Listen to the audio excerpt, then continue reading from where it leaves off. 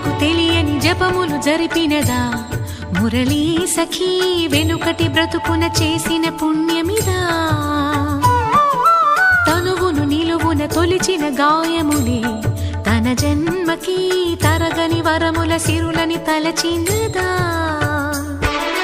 Krishna